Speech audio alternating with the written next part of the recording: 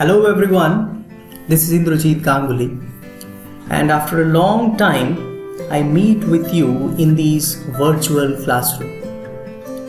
Dear students, today I am going to start a new topic which is about the story of India's freedom struggle. From today's class, you will be familiar with many historical incidents which led to the India's independence. I hope you remember that India got her independence in the year 1947. But India was a colony of the British Empire since 1757. Right? In the previous chapters, you understood that how Indians regularly oppressed, tortured and exploited in the British Empire, and the series of pain and poverty led to the Revolt of 1857, which is also considered as the first war of independence, right? The Revolt of 1857 brought an end to the rule of East India Company in India. Soon after, the country came under the direct rule of British government.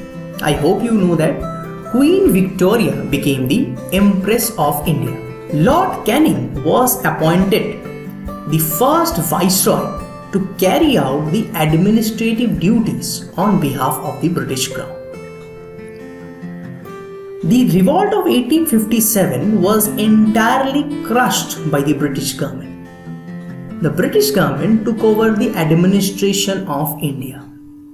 So after the Revolt of 1857, when British rule was re-established in India, so Indians were believed that now this was the time to unite against the British Empire and to think about the freedom of the country.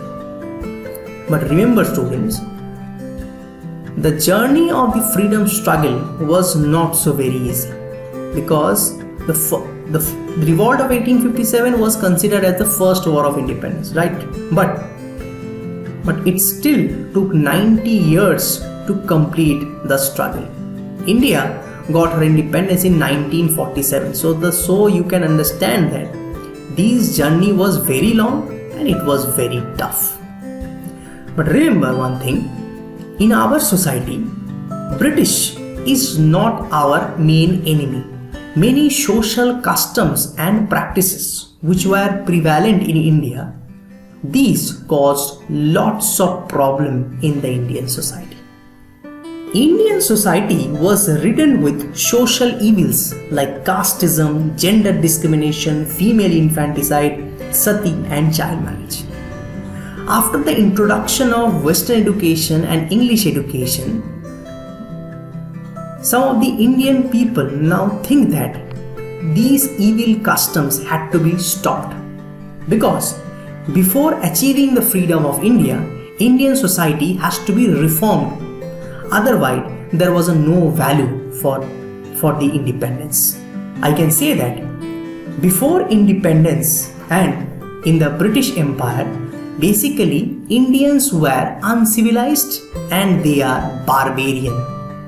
So I can say that Indians become civilized, well-mannered, courteous and well-behaved only by the contribution of the British Empire. So whatever development was happened in India, it was only for the British in India. Raja Ram Mohan Rai was a social reformer from Bengal. He raised his voice against the inhuman custom called sati system. Now the question is, what is sati, right? In the sati system, a young girl has to marry with an old man, and whenever the old man died, the young girl has to go to the funeral pyre of the old man, and the young girl has to take the living death. This is called sati system. Raja Ram Mohan Rai raised his voice against this inhuman custom, and he persuaded the British Empire to ban these customs. After his initiative, Governor General Lord William Bentinck decided to pass the act to banning the system. After the sati system, the conditions of widows became terrible. It became horrible. So, Pandit Ishwar Chandra Vidyasagar took lots of initiatives and led a sustained campaign in favor of legalizing widow remarriage. Even in the face of a stiff resistance from the conservative sections of society, finally he succeeded in persuading the British government into passing the Widow Remarriage Act of 1856. There was another social reformer from North India. His name was Swami Dayananda Saraswati. He founded an organization called Arya Samaj. These organizations sought to reform Hinduism and they took lots of initiatives for the development of women in India. Jyotiba Phule from Maharashtra. He founded an organization named Satya Sodhak Samaj. Remember students, Jyotiba Phule made lots of contribution for the development of women and lower caste people in India. When we are discussing about the social reforms, how can we forget the name of Sir Syed Ahmed Khan? Remember students, Sir Syed Ahmed Khan belonged to the Muslim society. He believed that the Muslims in India were deprived because they are not getting in touch with the Western education and English educations. Basically, the Muslims are very conservative, so they never adopted the English educations. Therefore, Syed Ahmed Khan started Aligarh Muslim University. This university gave Muslims scientific knowledge and technical knowledge in Urdu languages. There was another curse in the Indian society, that is child marriage.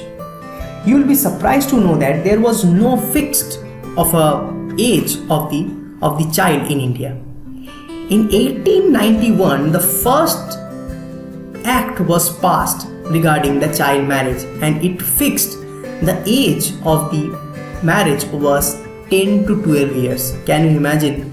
In 10 to 12 years, you are basically studying in 7 or 8 and this was the minimum age of marriage in the year 1891. Finally, in 1929, Child Marriage Restraint Act was passed. This act was also known as Sharda Act. By this act, the minimum age of girl to marry was raised to 18 years and for the boys it became 21 years. Some of the British reformers, they took lots of initiative for the development of the condition of women in India. There is a British reformer whose name was John Eliot Drinkwater Bethune. John Eliot Drinkwater Bethune. You will be surprised to know that the first girls' school in Calcutta was set up on the initiative of Bethune and it was known as Bethune Collegiate School. And it is, remember, it is the first girls' school in India. Remember students, the British administrative and economic policies united India into a nation. For the first time, all sections of the Indian society faced a common enemy and a common method of exploitation.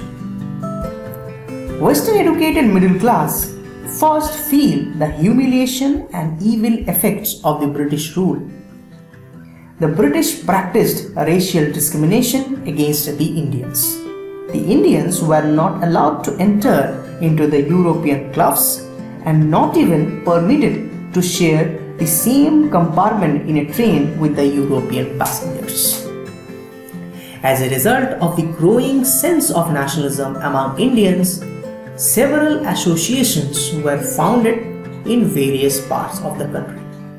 But most of these were limited in their scope. Then in 1885, the Indian National Congress was formed, marking the launch of the next stage of nationalist movement in India. Remember students, the Indian National Congress was formed by an English civil servant whose name was Alan Octavian Hume.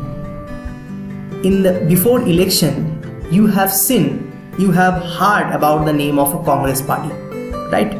This Congress party is the same Congress party which is founded in the year 1885 by Alan Octavian Hume. Now, you can ask me why an Indian organization was founded by the British. Basically, in the initial stage, the Congress party was established by the British government to settle the grievances and dissatisfaction among Indians. And these settlements were done by the early leaders like Surendranath Banerjee, Firoz Shah Mehta, Badruddin Taibji, Dinshaw Wacha, Gopal Krishna Gokhale, and many more. These leaders took a very soft approach towards the British Empire. Their policy was based on prayer and petitions. These leaders trusted the British government and believed that the British would accept their demands. Remember students, these leaders also did not wanted to challenge the British Empire or did not wanted to think about to end of the British rules. These leaders basically known as the moderate leaders. Later on, some of the leaders of the Congress party, they did not like this soft approach towards the British Empire. Some of the leaders, there are many leaders are there in the Congress party who basically hated the British Empire and they wanted complete independence from the British government. These leaders known as the extremist leader of the Congress party. These leaders comprising Lala Lajpat Rai, Bipin Chandra Pal and Bal Gangadhar Tilak. This trio is famously known as Lal Bal Pal. So what was the basic difference between moderates and extremists? Moderates are basically soft-spoken. They believe in prayer and petition policies. They never wanted to end the rule of the British Empire, while the extremists, they believe in the full independence. Finally, different opinions of the moderates and extremists became broader, and finally, the Congress party split in the year 1907 in the Surat session. And this was recognized as the Surat split. Okay, this is it for today. In my next class, I will discuss with you how the about the proceedings of the India's national movements. Thank you and have a nice day.